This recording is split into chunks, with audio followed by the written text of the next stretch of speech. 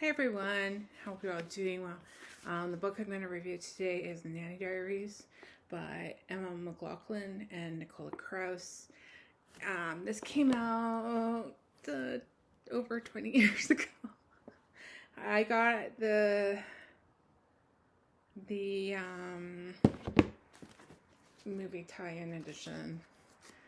The one that starred Scarlett Johansson in the titular role of Nan. So I'm going to just double check. Doesn't say, but I think the movie came out in 2002, 2003. I'm going to just check here.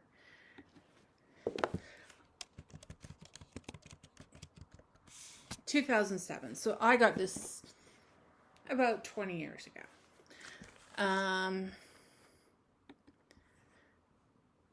And the book came, and the movie, the book came out in 2002, and the movie came out 5 years later, which is definitely a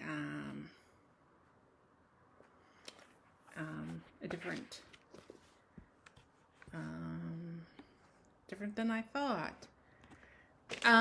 Any case, before I move on, remember to like and subscribe, and to mention this to other people. The more subscribers I get, possibly I get paid for this little venture. Remember, I have a link to the bookshop.org site. I have a store there that you can buy your books through. I have not updated it. I am so sorry. I'm under a lot of stress right now, and that is why I haven't. I keep forgetting. Interesting, huh? Anyways, I'll read you the back, and then I'll give you my rating and thoughts. Wanted, one young woman to take care of a 4-year-old boy must be cheerful, enthusiastic, and selfless, bordering on masochistic. Must relish 16-hour shifts with a deliberately nap-deprived preschooler. Must love getting thrown up on, literally and figuratively, by everyone in his family. Must enjoy the delicious anticipation of ridiculously erratic pay. Must love being treated like fungus growing out of employer's Hermes bag. Those who take it personally need not apply, and of course that's a joke. Who wouldn't want this job? Struggling to graduate from NYU and afford her microscopic studio apartment, Nanny takes a position caring for the only son of the wealthy X family. She rapidly learns the insane amount of juggling involved to ensure that a Park Avenue wife who doesn't work, clean, cook, or raise her own child has a smooth day. When the ex's marriage begins to disintegrate, Nanny ends up involved at way beyond the bounds of human decency or good taste. Her tenure with the ex family becomes a nearly impossible mission to maintain the mental health of their 4-year-old, her own integrity, and most important, her sense of humor. Over 9 tense months, Mrs. X and Nanny perform the age-old dance of decorum and power as they test the limits of modern-day servitude. I need to double check. I gave this a 4 for this book, which I think is pretty decent. It was a pretty good read. It was pretty quick. It was lighthearted. It was fun.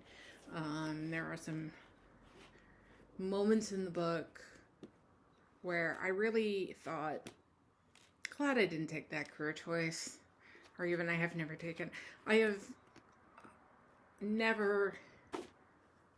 babysat for kids in a formal situation. Maybe informally I have had to look after my cousins or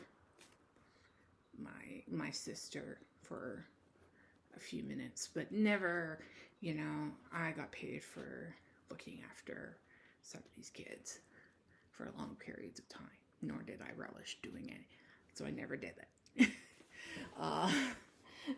My life has been in books, literally and figuratively. yeah, it makes me glad I didn't do nanny, become a nanny. I always thought about doing that, becoming an au pair and working for a year in New York or wherever. But then, horror stories come out. And nah, that is not for me.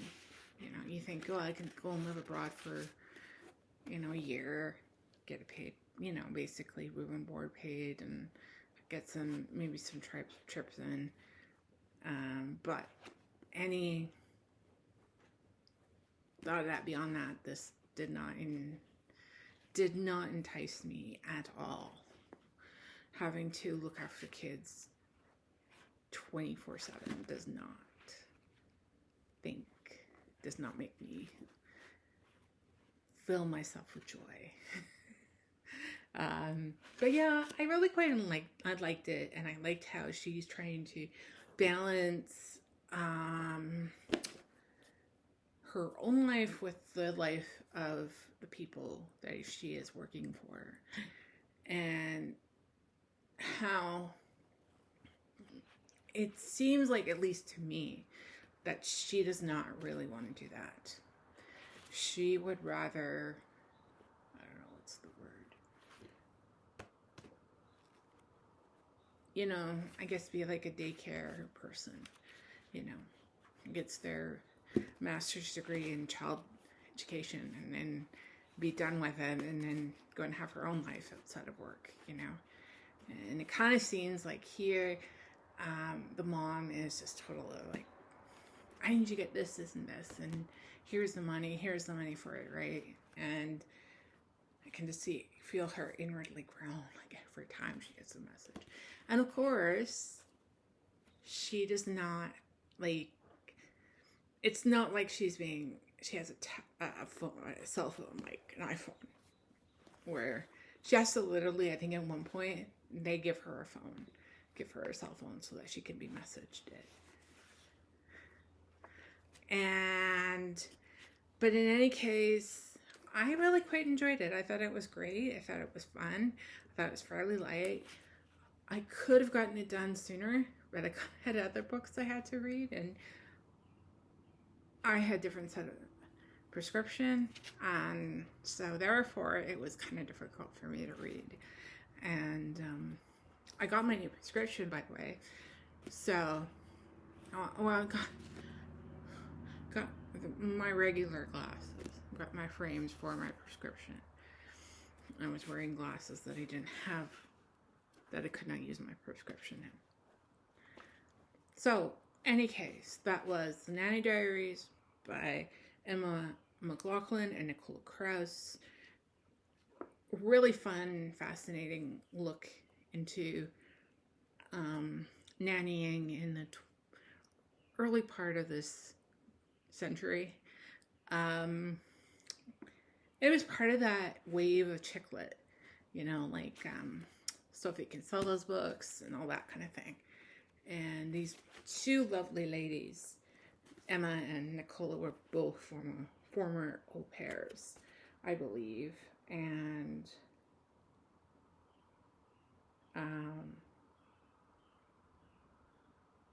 so it was a kind of a fun read. I will not read the sequel, though. I do not intend on reading it because it's probably hard to track down. It's probably at least 15 years old at this point, maybe almost 20. So, yeah, that was The Nanny Diaries by Emma McLaughlin and Nicola Kraus. And I look forward to talking to you soon. Bye for now.